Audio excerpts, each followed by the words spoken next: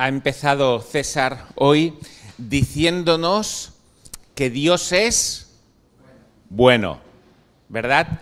Y hemos visto el periodo de alabanza en relación con ello. Pues mirad, hoy en el texto que nos toca ver, vamos a ver también esto, el hecho de que Dios es bueno, pero lo veremos con una particularidad. Y la particularidad es que Dios es bueno a pesar de que ocurran cosas malas. Es más, Dios saca algo positivo de lo que es malo. Hay una situación negativa, que la veremos en el primer versículo, pero a raíz de esto se provoca una situación tremendamente positiva. Tremendamente positiva, porque Dios es bueno. Como sabéis, estamos teniendo unas meditaciones en el libro de Hechos, viendo qué es lo que hacían estos primeros cristianos para que nosotros seamos imitadores de ellos y también viendo cuál era el contenido del mensaje que ellos predicaban. Por tanto, vamos a leer teniendo en cuenta esto. El texto que hoy nos ocupa se encuentra en el libro de Hechos, en el capítulo 11, y los versículos del 19 al 30. Hechos capítulo 11 y los versículos del 19 hasta el final del capítulo, que es el versículo 30. Vamos a dividir el texto en tres partes, y la primera de ellas serán los tres primeros versículos, del 19 al 21. Aquí dice: ahora bien, los que habían sido esparcidos a causa de la persecución que hubo con motivo de Esteban, pasaron hasta Fenicia, Chipre y Antioquía, no hablando a nadie la palabra, sino solo a los judíos. Pero había entre ellos unos varones de Chipre y de Cirene, los cuales cuando entraron en Antioquía hablaron también a los griegos, anunciando el evangelio del Señor Jesús. Y la mano del Señor estaba con ellos, y gran número creyó y se convirtió al Señor. Hemos dicho al principio que de una situación negativa se deriva algo bueno. ¿Cuál es esta situación negativa a la que estaba haciendo referencia? La que vemos en el versículo 19, el apedreamiento de Esteban. Esto ya lo vimos, por tanto no lo volveremos a ver, pero Esteban fue el primer mártir de la época del cristianismo. Él murió apedreado y a consecuencia de este hecho se produjo una persecución de los judíos en Jerusalén, concretamente en Jerusalén. Estas persecuciones de los judíos, de los cristianos, las vemos y las leemos bastante en el libro de Hechos, pero debemos de pensar en ellas no como una persecución general en todos los lugares, sino que al principio empezaron siendo persecuciones locales, en sitios concretos. Y en este caso ocurrió en Jerusalén, donde los cristianos empezaron a ser perseguidos a causa de lo que ocurrió con Esteban. Y esto lo que hizo, según el versículo 19, es que los cristianos que estaban allí, que por supuesto también eran judíos, huyeran y se fueran de Jerusalén para huir de esta persecución. No se fueron todos. Los apóstoles se quedaron en Jerusalén. Probablemente se quedaron también algunos creyentes más, pero la mayor parte de cristianos judíos que estaban en Jerusalén huyeron. En esta huida, en esta diáspora, en esta dispersión, también hemos visto antes que Felipe el evangelista, llevó el evangelio fuera de Jerusalén, concretamente a Samaria, a un etíope, eunuco, y ahora estos creyentes de los que estamos viendo lo llevan hacia el norte, lo llevan hacia Antioquía. Ellos se van de Jerusalén y ¿hacia dónde se van? Hacia el norte, hacia la ciudad de Antioquía. Y en el versículo 20 vemos que cuando estos creyentes empiezan esta huida y van subiendo hasta que se asentan en Antioquía, hablan del Evangelio. Ellos no se callan qué es lo que ellos creen, sino que ellos van hablando lo que creen. Hablan del Evangelio de Jesús, pero con una particularidad, y es que hablan únicamente a los judíos. No hablan a las personas que no eran de origen judío. Pero al llegar a Antioquía, que ya está más al norte, al llegar ahí, unos cuantos de estos creyentes judíos que habían salido tienen un cambio. Y en lugar de hablar únicamente a judíos, que ellos eran judíos, empiezan a hablar también a las personas que eran de lengua y de cultura griega. Y esto es un cambio tremendo en la actitud de estos creyentes. Tenemos que pensar que Antioquía era una ciudad grande. De hecho, se dice que era la tercera más grande del Imperio Romano. Era una ciudad con unos 500.000 habitantes, no era cualquier cosa. Y además era una ciudad también con mucha variedad de personas. Ahí había judíos, por supuesto, pero había griegos también, había romanos también, había una gran variedad de personas. Y esos creyentes estaban ahí y al principio solo hablaban a los judíos. Esto que leemos y que nos parece un poquito extraño, en realidad era el mayor cambio que se estaba produciendo en el cristianismo. Había dos tipos de personas que entraban al cristianismo. Eran los judíos, los que ya tenían una religión judía, pero además también eran los no judíos, a los que se les llama gentiles. Había estos dos grandes bloques dentro de los cristianos. Esto provocó problemas, esto provocó discusiones, esto provocó el hecho de que muchos se sorprendieran. Podemos recordar a Pedro como se sorprendió cuando tuvo la visión de que tenía que ir a casa de un gentil, de un no judío. Y cuando él estuvo en la casa de este gentil, que era Cornelio, le dijo, mira, vosotros sabéis cuán inmundo, cuán raro, cuán poco adecuado es que un judío entre y tenga comunión con un no judío, con un gentil.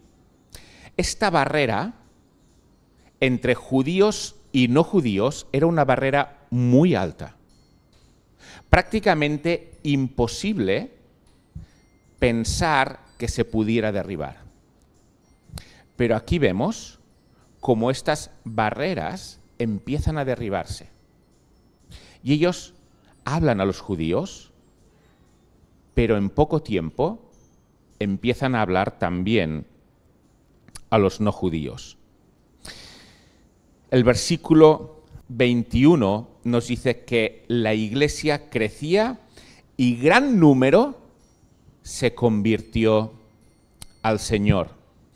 Lucas, que es quien escribe el libro de Hechos, él es muy preciso a la hora de explicar cómo es que había muchas personas que se convertían al Señor. Lo hemos visto. en el versículo 20 vemos que eran los propios cristianos los que ya creían que hablaban. Ellos huían de una persecución, pero no se limitaron a asentarse a un sitio y vivir ahí, sino que por donde pasaban y sobre todo donde se establecieron, en Antioquía, hablaban a los demás. Y eran personas que estaban huyendo. Eran personas que podíamos decir que tenían muchas cosas de qué preocuparse. Pero a pesar de ello, a pesar de que tenían muchas cosas de qué preocuparse, a pesar de que podían tener muchas prioridades, aparte de hablar sobre lo que creían, estos perseguidos hablaban. Pero no era esto únicamente lo que ocurría, sino que, como vemos en el versículo 21, la mano del Señor estaba con ellos. Estas dos cosas se combinaban para que tengamos el fruto que vemos también en el versículo 21. Gran número se convirtió. Creyentes que hablan, que no están callados, a pesar de que tienen muchos problemas de los que preocuparse, hablan. Y dos, la mano del Señor está con ellos. ¿Cuál es la consecuencia? Gran número se convirtió al Señor. Vemos que no es una sin la otra. No es que el Señor está con ellos, pero ellos no hablan. Y no es que ellos hablen y el Señor no esté con ellos, sino que las dos combinadas son las que traen el fruto. Si los cristianos, estos que huían, no hubieran hablado, ¿qué hubiera pasado? Pablo mismo nos lo dice en Romanos 10:14, hablando de las personas que no conocen a Jesús, dice: ¿cómo pues invocarán a aquel en el cual no han creído? ¿Y cómo creerán en aquel de quien no han oído? Si nadie habla, no oyen, y si no oyen, no creen. Por tanto, es necesario que hablen. Si los nuevos creyentes no hubieran hablado, este hecho no se hubiera producido. Y fijémonos en algo interesante también. No fueron los líderes de la iglesia los que hablaron. No eran los líderes de la iglesia los que tuvieron esta tarea de transmitir el mensaje a los de fuera.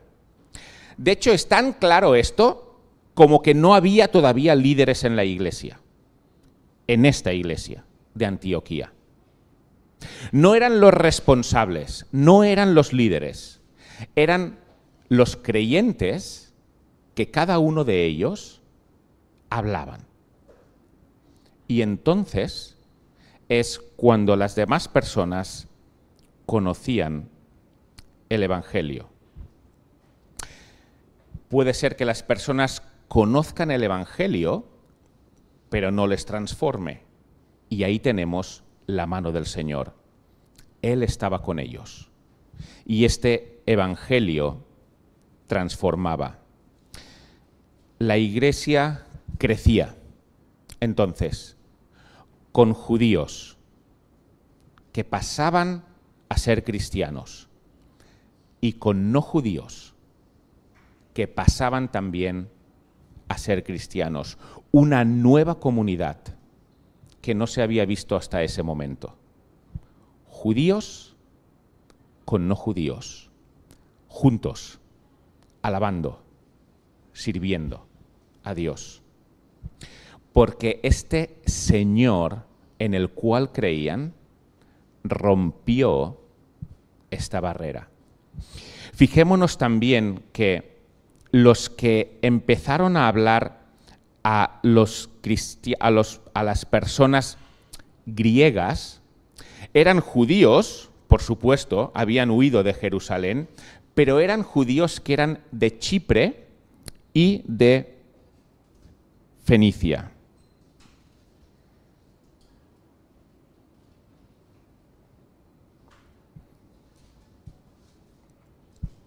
Es decir, eran personas que tenían una cultura griega. Judíos, es cierto, pero judíos de cultura griega. ¿Qué quiere decir esto? Que los que tienen una cultura griega son los que más fácilmente pueden hablar con los griegos. Ellos se acercaron ¿a quiénes? A los que tenían una cultura como la suya, porque estos eran los más adecuados para hablarles del Evangelio. Leo una nota de David Gooding comentando sobre este texto. Dice, la primera gran incursión del Evangelio en territorio gentil, que es este, territorio gentil se refiere a territorio no judío, y la fundación de la primera iglesia predominantemente gentil, es decir, de no judíos, no fue obra de Pedro, ni de ninguno de los apóstoles, ni tampoco la inició, ni la dirigió luego la iglesia de Jerusalén. Qué curioso, ¿verdad? Había una iglesia establecida ya, donde estaban los líderes de la iglesia, que eran los apóstoles. Esta iglesia estaba en Jerusalén. Pero aquí se está fundando una gran iglesia. Y esta iglesia en Jerusalén no tiene ningún papel en la fundación de esta iglesia de Antioquía. Sigue diciendo, por lo que sabemos en Hechos, es la primera iglesia que se fundó fuera de Jerusalén y de Judea. La comisión originaria del Señor a los apóstoles especificaba que debían ser los testigos de Cristo en Jerusalén y en toda Judea y Samaria y hasta lo último de la tierra. Hechos 1:8. Uno podría esperar que bajo la presión de esta comisión, los apóstoles de Jerusalén hubieran iniciado y dirigido como mínimo la misión a los gentiles, aunque no la pusieran en práctica ellos mismos. Pero esto no sucedió, sino que los apóstoles en Jerusalén ni iniciaron, ni dirigieron, ni controlaron la misión. Es curioso, ¿verdad? Hay una iglesia en Jerusalén que es la que tiene la autoridad porque están los apóstoles y además Jesús mismo les ha dicho, mira, vosotros que estáis en Jerusalén, me tenéis que ser testigos en Jerusalén, en Judea, en Samaria y hasta lo último de la tierra. El encargo estaba claro. Pero no lo hicieron ahora, hasta este momento. ¿Quiénes fueron los que llevaron a cargo esta tarea? No fueron los apóstoles, sino creyentes, que no tenían ningún cargo en la iglesia, que salieron y hablaron. Y ellos fundaron la primera iglesia, que era sobre todo de personas no judías, y la que fue la iglesia centro de la misión a los no judíos. De ahí salieron los misioneros, de esta iglesia, fundada no por líderes, sino fundada por cristianos normales y corrientes, que entendieron que el mensaje que ellos tenían no era para ellos solos, sino para todos. ¿Cómo actúa Dios, verdad? Hemos dicho que de algo negativo Dios saca algo bueno. ¿El martirio de Esteban es algo positivo? No. ¿La persecución de los cristianos en Jerusalén es algo positivo? No. Pero la consecuencia es la fundación de la iglesia que será la base para alcanzar Europa y Asia. Qué pasada, ¿verdad? Como de algo negativo sale algo tremendamente positivo. Aplicaciones de esta primera parte. La Iglesia crece, ¿cuándo? Cuando los responsables salen y hablan a los demás, por supuesto, deben hacerlo. Pero es en este momento cuando la Iglesia crece.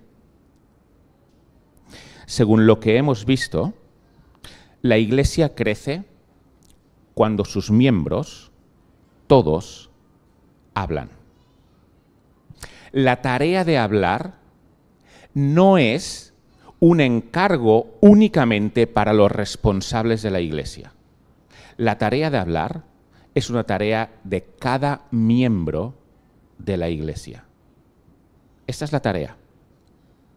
Y entonces, ¿cuál es la función de los líderes de la Iglesia? ¿Cuál es la función de los que están como responsables en la Iglesia? Os leo un texto en Efesios 4, del 11 al 12. Aquí dice: y él mismo instituyó a unos apóstoles, a otros profetas, a otros evangelistas, a otros pastores y maestros. ¿Y qué es lo que tienen que hacer todos estos? ¿Tienen que hacer ellos la obra de hablar? Según lo que dice aquí Pablo, lo que tienen que hacer es perfeccionar a los santos, es decir, a los que han creído, para la obra del ministerio. Esta es la tarea de los responsables de la Iglesia. Perfeccionar, y veremos que Bernabé y Pablo lo van a hacer aquí, perfeccionar, ayudar, formar, enseñar a las personas de la Iglesia para la obra. ¿Quién hace esta obra? Todos los santos, todos los que han creído, todos los que están en la Iglesia, no hay excepción. Todos ellos son los que hacen la obra, no son los líderes, sino cada uno de los santos, de los que han creído, de los que han recibido este mensaje, de los que se han convertido. Cada uno de ellos son los que hacen esta obra. Un detalle aquí también es que puede parecer que entonces a lo que debemos de esperar es a ser perfeccionados, a ser formados, a ser enseñados, y una vez hayamos sido enseñados, una vez hayamos sido formados, una vez estemos capacitados, entonces es cuando vamos a hablar. Puede parecer esto, ¿verdad? Pero la pregunta es, ¿estos creyentes que salen de Jerusalén y van a Antioquía estaban formados? ¿Llevaban años de formación en la Biblia y después de esta formación en la Biblia fue cuando empezaron a hablar? No. De hecho, me atrevería a decir que la gran mayoría sabían muchísimo menos que los que estamos aquí. Eran nuevos creyentes. No tenían una larga y dilatada formación en la Biblia. Justo lo contrario, tenían muy poca formación y necesitaban formación. Pero a pesar de tener poca formación, a pesar de que no conocían mucho, conocían lo suficiente como para saber que lo que sabían debían explicarlo. Sea mucho o poco, lo que sabían debían explicarlo. Y Dios usó lo que ellos sabían, a pesar de que no era mucho. Dios usó lo que ellos sabían. Y a pesar de que no podían hacer una exposición del Evangelio tal y como Pablo la hace después en el libro a los Romanos, porque no tienen esa capacidad, nadie necesita conocer a fondo el libro a los Romanos, y es genial, os lo recomiendo, pero nadie necesita conocer a fondo del todo el libro para decir sí al Evangelio. Sino que lo que necesitamos saber es que Dios existe, cuál es nuestra condición, que es la condición de estar apartados de Él, que Él ha provisto un camino para que podamos acercarnos a Él, y ese camino es Jesús, el Evangelio de Jesús que acabamos de leer, y que o aceptamos este camino, o creemos en este camino de todo corazón, o recibiremos el juicio al final. Esto es lo que ellos habían entendido. Por supuesto, podemos estudiar muchísimas más cosas del Evangelio, muchísimos más detalles del Evangelio, y será perfecto si lo hacemos. Es más, ellos lo hicieron, y ahora lo veremos. Pero no es necesario tener una dilatada formación en Biblia para predicar. Ellos no la tenían y predicaron. Por tanto, en primer lugar, la obra es de todos los que estamos aquí, de todos los que estamos aquí, no de los responsables únicamente, de todos. Este es el modelo que Dios nos ha dejado para que el Evangelio se expanda, para que más personas se salven, incluso para que se funden nuevas iglesias. La obra es de todos. Y en segundo lugar, la iglesia no es únicamente para los nuestros. No es únicamente para aquellos con los cuales nos sentimos a gusto. Los judíos no se sentían a gusto con los que no eran judíos. Pero a pesar de ello, entendieron que Jesús rompe esa barrera. Y por tanto, ahora debían de poder comer, beber, convivir, reír, acercarse a los no judíos. La iglesia no es solo para un tipo de personas, sino que la iglesia es para todos. Incluso para aquellos para los que nunca nos acercaríamos. También para ellos, porque Jesús ha muerto por todos, sin excepción. Jesús ha muerto por la persona que me cae peor y a la que no tengo ninguna gana de explicarle el Evangelio. Por ese, Jesús ha muerto. Y ese necesita el Evangelio. Pero además de ello, fijémonos que con quien mejor podemos hablar es con quien es de nuestra cultura. Debemos ir a todos, es cierto, pero con quien mejor podemos hablar es con aquellos con los que mejor nos entendemos. Si yo hablo a los adolescentes, y lo intento, y lo hago los sábados, ellos, cuando me escuchan, ya tienen una barrera delante. Ellos usan palabras de las que yo no tengo ni idea. Y lo vimos en el campamento, ¿verdad, Magali? ¿Crash era una? ¿Un crash? ¿Sí? Que el que estaba hablando dijo, porque claro, si tienes un crash y no sé qué, y yo digo, ¿pero qué es un crash? ¿Pero qué es eso? Y luego me lo aclaró el Jofra. Le dije, Jofra, digo, ¿qué es un crash? Dijo, ¿cómo le explico a este viejo lo que es un crash? Tenemos barreras. Con quien mejor podemos hablar es con aquellos con los que no hay barreras. ¿Quién puede hablar mejor a los que trabajan, por ejemplo, en el aeropuerto?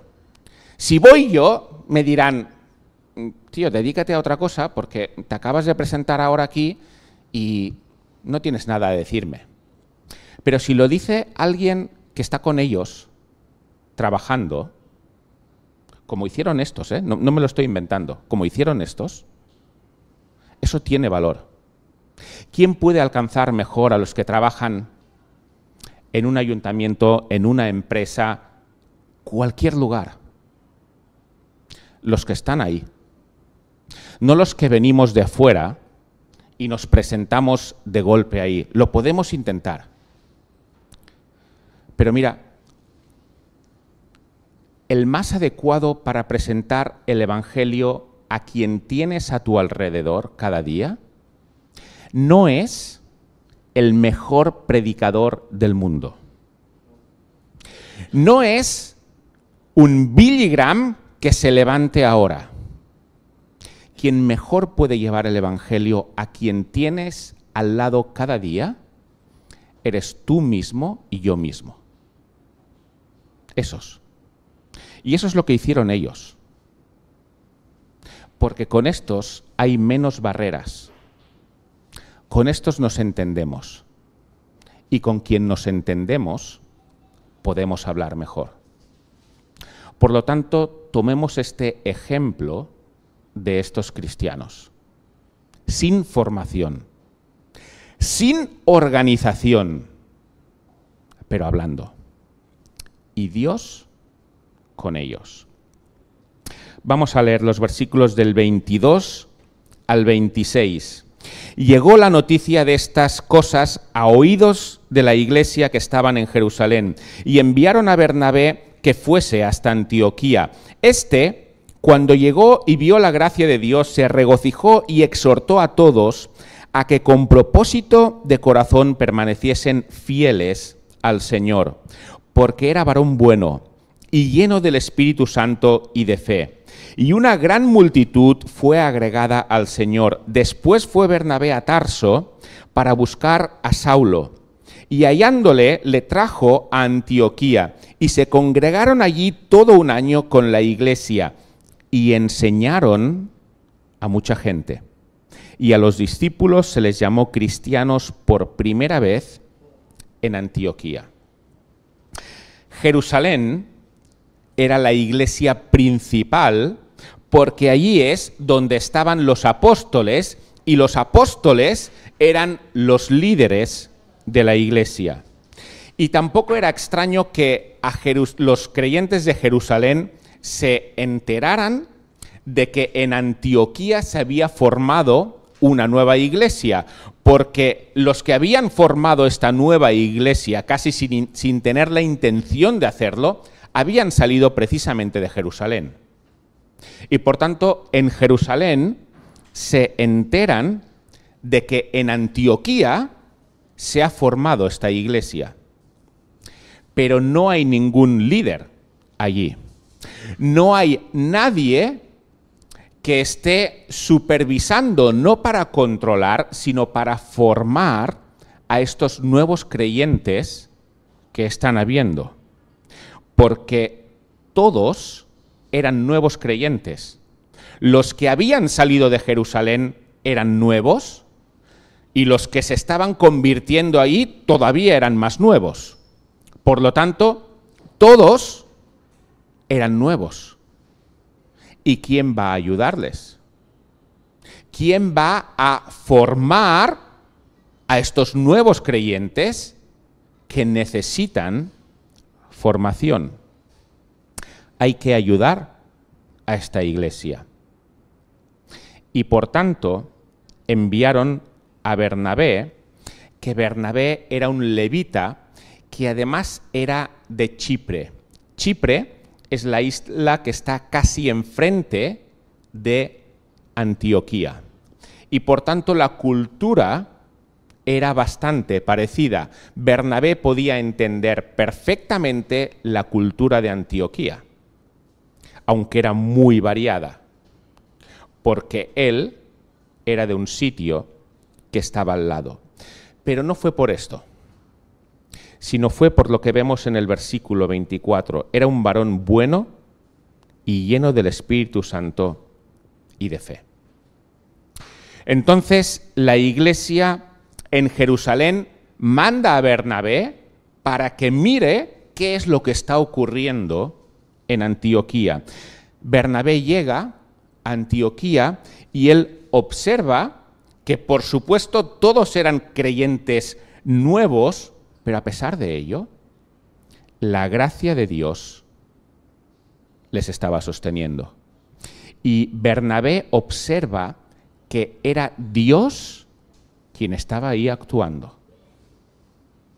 Eso es lo que ve este hombre. Las personas se convertían, las personas recibían a Jesús como Salvador, y esto estaba pasando de una forma continua, y Bernabé no tiene más remedio que decir: aquí está Dios. Aquí está la gracia de Dios moviéndose.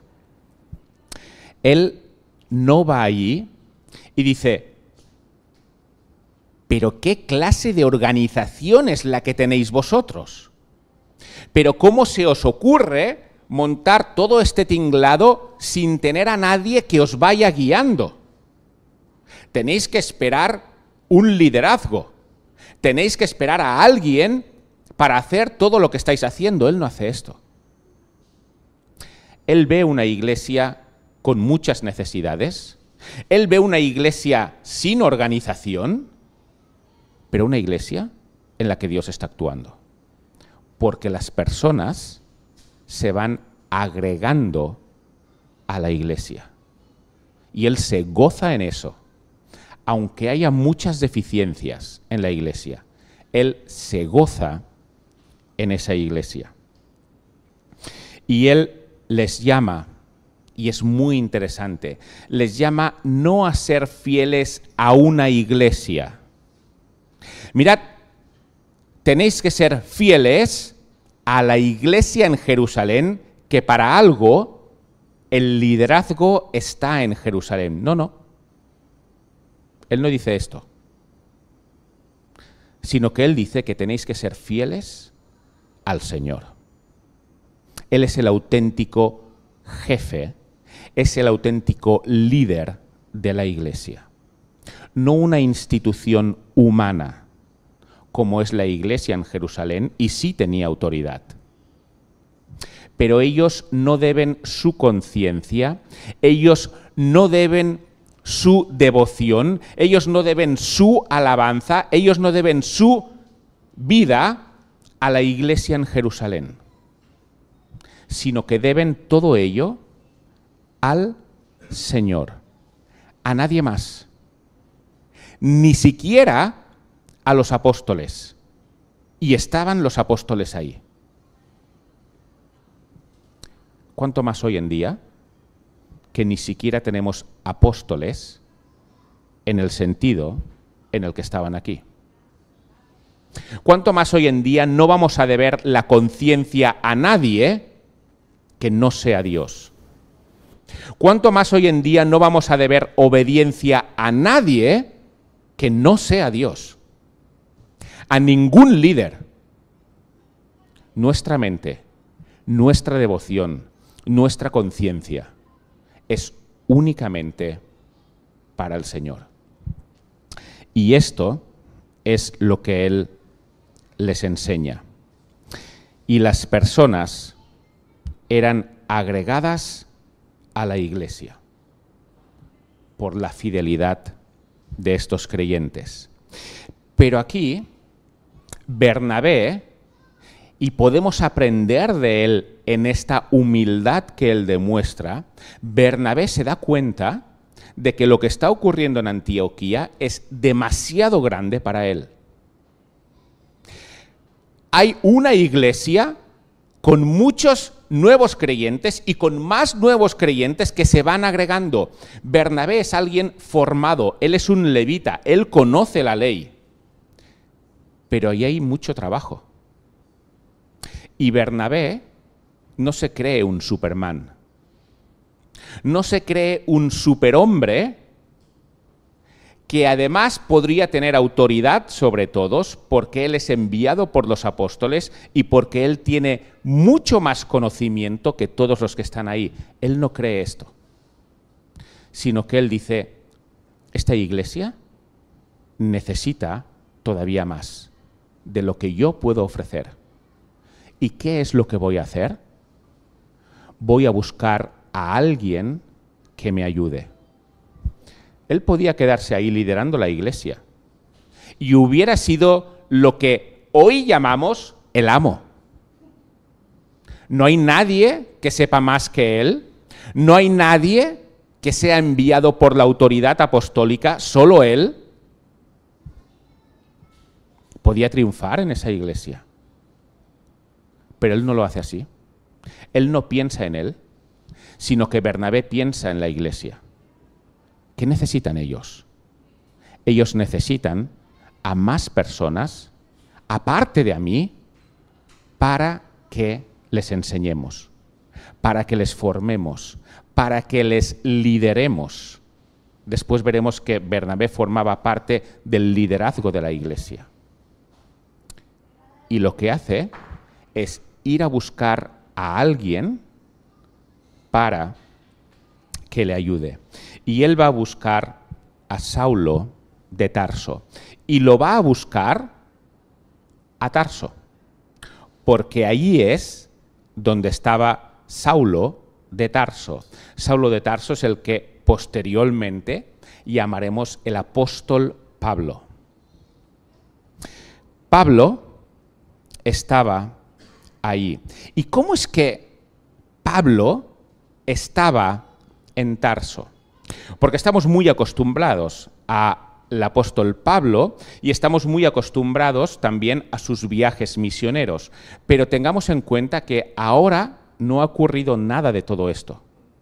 Hasta ahora Pablo es un desconocido y lo que sabemos de él es que se convirtió en el camino a Damasco. Esto es lo que sabemos de él. Pero él no tiene ningún cargo importante en la iglesia. Son los apóstoles los que tienen el cargo importante en la iglesia, los otros apóstoles. Él no tiene ningún cargo. ¿Qué es lo que ha pasado con Pablo hasta ahora? ¿Qué ha pasado? Pablo resume un poquito lo que fue su vida en varios sitios, pero aquí lo podemos leer en Gálatas capítulo 1 y versículos del 15 al 24. Aquí podemos ver cuál era la situación de Pablo en este caso.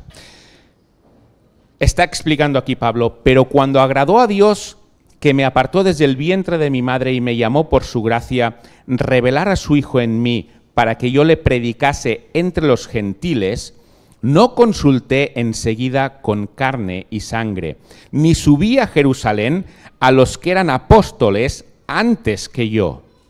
¿Qué hizo Pablo al principio? Al principio de todo, cuando él se convirtió en el camino a Damasco, dice: sino que fui a Arabia y volví de nuevo a Damasco.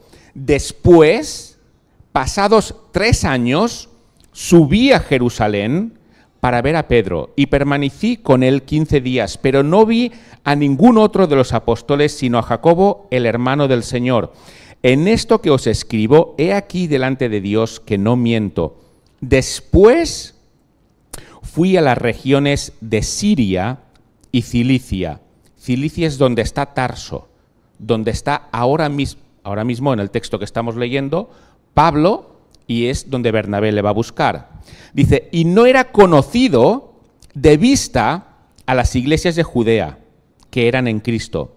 Solamente oían decir: aquel que en otro tiempo nos perseguía, ahora predica la fe que en otro tiempo asolaba. Y glorificaban a Dios en mí. Resumiendo, Pablo se convierte en este camino a Damasco y lo que hace es que está 3 años en Arabia. No sabemos concretamente qué es lo que hizo esos 3 años en Arabia, pero él estuvo 3 años allí. Después va unos días a Jerusalén, está allí con Pedro, ve a Jacobo también, y después de esto se va a las regiones de Siria y de Cilicia. Y está allí, y estando allí, es cuando viene Bernabé a buscarle. ¿Qué es lo que hacía Pablo en Siria y en Cilicia? Nos lo dice el texto que hemos leído. Ahora predica la fe que en otro tiempo asolaba. Por lo tanto, Pablo estaba en Siria y en Cilicia solo, según sabemos, predicando la fe. Cuando Bernabé va a buscar a Pablo para que Pablo le ayude en la iglesia en Antioquía, Pablo no es un novato. Pablo no es un recién convertido que se está iniciando en la fe, sino que Pablo lleva ya prácticamente una década predicando. Solo, en su tierra natal. Pero Pablo lleva ya prácticamente una década de trabajo de predicación. Quizá restando los 3 primeros años en Arabia, que no sabemos si ahí estuvo predicando. Pero Pablo no es alguien nuevo. Bernabé ve que necesita a alguien con experiencia. Y no solo a alguien con experiencia, sino a alguien con corazón para hablar a los demás. Y Pablo estaba haciendo esto. Bernabé, cuando estaba en Jerusalén, él podía oír lo que Pablo estaba haciendo. No lo veía, pero él podía oír lo que decían de Pablo. ¿Y qué decían de Pablo? Él predica lo que antes perseguía. Bernabé lo sabe, porque él está en Jerusalén y sabe que Pablo está predicando. Y cuando llega a Antioquía, dice, este Pablo, con años de experiencia en la predicación, alguien formado como un fariseo y que por tanto conoce lo que se tiene que enseñar, este me interesa. Esto es ser humilde, porque posiblemente Pablo tenía más conocimiento que Bernabé. Si Pablo viene a la iglesia de Antioquía, quizá Pablo podía hacer sombra a Bernabé en cuanto a conocimiento, porque era de los más formados de su época, aunque Bernabé no se quedaba atrás. Pero a Bernabé no le importa esto.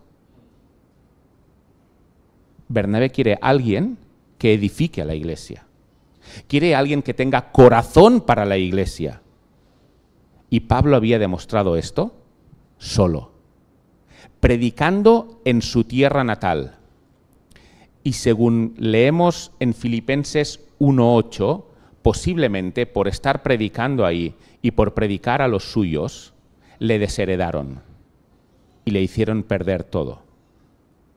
Pero él siguió. Y Bernabé dice, este es el que quiero, para formar a la iglesia. Versículo 26. Llega entonces Pablo con Bernabé a la iglesia en Antioquía. ¿Y qué es lo que hacen? Lo que después Pablo escribiría en el texto a los Efesios que hemos leído. Versículo 26. Enseñaron a mucha gente. Es decir, capacitaron a los creyentes. Les enseñaron. Ahí había una amplia tarea de enseñanza que hacer, porque todos eran nuevos. Y llegan Bernabé, se coge a Pablo y se ponen manos a la obra, enseñando.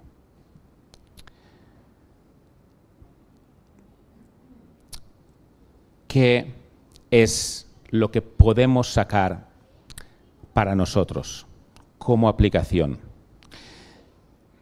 Una es que no hay supermanes o superwomans en la obra de Dios. No los hay. La obra de Dios es diseñada para hacerse en conjunto. No todos son profetas, no todos son apóstoles, no todos son maestros, no todos son evangelistas, y esto es por diseño de Dios, porque Dios no quiere que haya uno que lo acapare todo, sino que el maestro necesite a los evangelistas para que vayan a evangelizar.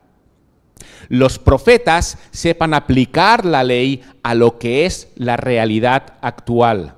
Los maestros puedan enseñar a los que están en la iglesia. Todos nos necesitamos a todos. Aquí no hay supermanes ni superwomans. Nos necesitamos. Bernabé lo sabía y trae a otro, porque él no puede hacer la obra. Otra cosa que vemos es que la enseñanza es importante. Fijémonos que esta iglesia empezó sin tener enseñanza. Empezó porque los cristianos hablaban a los demás, pero no se quedó así, sino que la iglesia en Jerusalén observó, ahí hay una necesidad. Y esta necesidad hay que suplirla, envían a Bernabé y Bernabé se trae a Pablo y entonces, ¿qué hacen? Enseñan. Y cuando vamos al capítulo 13, vemos a una iglesia que ya tiene establecidos ancianos, una iglesia organizada. Y esto nos enseña de que, aunque la obra puede salir de una iglesia desorganizada, lo importante es que la iglesia se tiene que ir organizando, cuando se pueda, pero hay que irla organizando. Tiene que haber ancianos, ellos establecieron ancianos. Tiene que haber maestros. Aquí está Bernabé y Pablo enseñando. Ellos no dijeron, mira, el Señor está con nosotros, el Señor está haciendo obra con nosotros, y es evidente porque hay muchas personas nuevas que van viniendo. ¿Sabes qué? El Señor nos guía. Nosotros le seguimos. Ya no necesitamos enseñanza, porque el Señor es el que nos guía. ¿Dijeron esto? No. El Señor estaba con ellos, por supuesto. Ellos crecían, por supuesto. ¿Estaban desorganizados al principio? Sí. Pero esa situación se corrigió y hubo maestros, hubo profetas, hubo pastores, hubo ancianos y hubo organización. Y fue una iglesia que prevaleció durante siglos. Base para misioneros que fueron a alcanzar el resto del mundo. La enseñanza es importante. Para terminar, versículos del 27 al 30, en aquellos días unos profetas descendieron de Jerusalén a Antioquía y levantándose uno de ellos, llamado Ágabo, daba a entender por el Espíritu que vendría una gran hambre en toda la tierra habitada, la cual sucedió en tiempo de Claudio. Entonces los discípulos, cada uno conforme a lo que tenía, determinaron enviar socorro a los hermanos que habitaban en Judea, lo cual en efecto hicieron, enviándolo a los ancianos por mano de Bernabé y Saulo. Cuando aquí nos indica la tierra habitada, este profeta Ágabo profetizó que habría una hambruna, hambre en toda la tierra habitada. A lo que se refiere es más o menos equivalente al Imperio Romano. Este profeta Ágabo también especifica la época en la que esto ocurrirá, cuando gobernaba Claudio. Y esto ocurrió, aunque no fue una hambruna concretamente, sino fueron una serie de malas cosechas donde estuvieron mal durante el gobierno de Claudio. Y entonces estos creyentes dijeron, en Jerusalén lo están pasando mal. En Jerusalén hay hermanos nuestros que están pasando hambre. Y Bernabé les había dicho, permaneced fieles al Señor. ¿Qué es lo que hizo el Señor? Y cuando habla del Señor se refiere a Jesús, por supuesto. ¿Qué es lo que hizo el Señor cuando las personas tenían hambre? Les daba de comer. Si estos creyentes están en el Señor y otros están pasando necesidad, ¿existe la posibilidad de ignorar eso? No. Si realmente eran creyentes auténticos, con una fe que transforma la vida, entonces estos creyentes debían actuar también al ver la necesidad de los demás. Esto no siempre era así en la iglesia. Había creyentes que cuando alguien pasaba hambre, le decían, que Dios te bendiga. Lo cual suena muy piadoso. Pero Santiago, del que hemos leído, el que era medio hermano de Jesús, él escribiendo su carta dice, mira, si tú ves a tu hermano que tiene necesidad y no le ayudas, tu fe es vana. Lo que quiere decir es que tú dices que crees, pero esa creencia que tienes no es auténtica. Porque si haces lo que está diciendo aquí Bernabé, que es permanecer fieles al Señor, el Señor no deja a los desamparados. Y si permaneces fiel a Él, tampoco dejarás a los desamparados.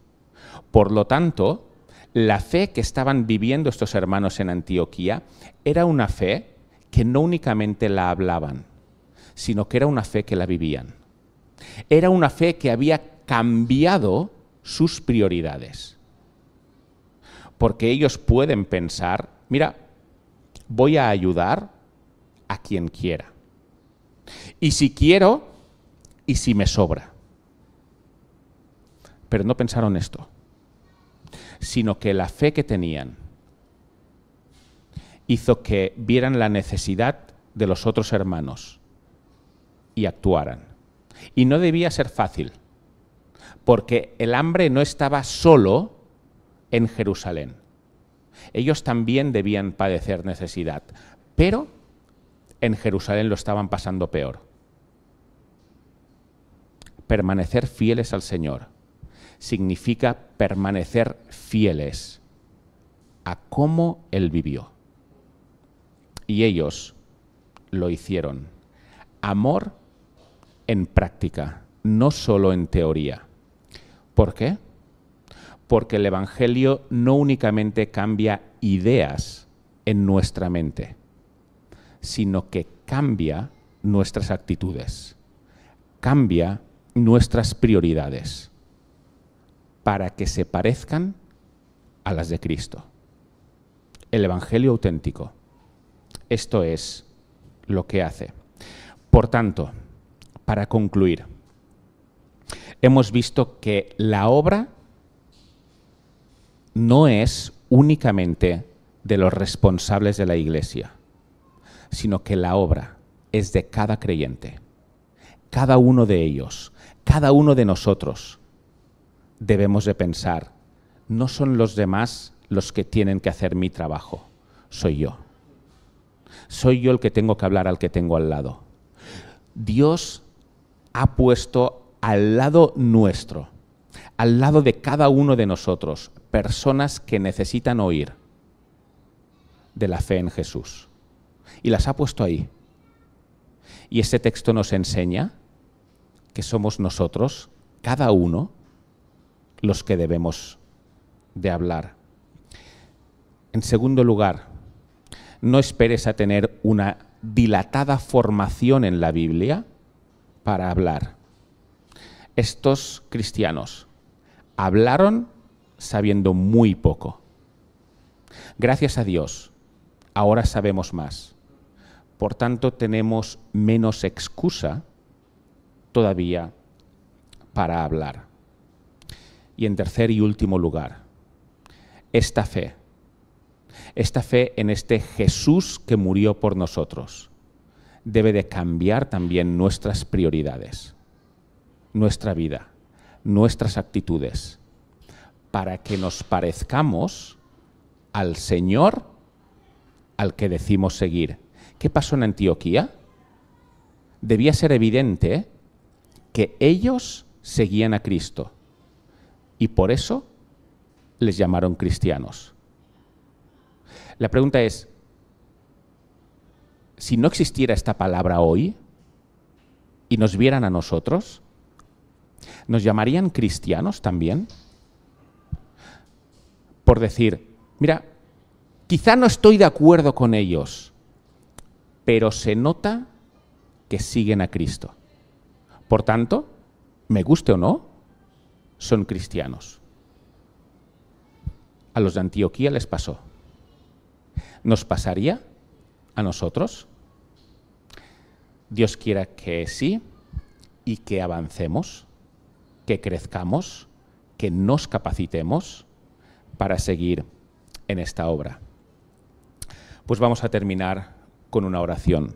Padre, gracias por este ejemplo tan bonito de estos cristianos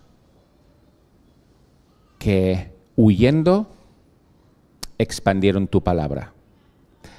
Deseamos también que tu palabra se expanda y corra, pero no permitas que esto se quede en oraciones, que esto se quede en orar por los demás, sino, Padre, te pido que nos lleves a todos nosotros a la acción y a vivir como ellos, en el sentido de que en nuestro día a día hablamos y compartimos en quien creemos.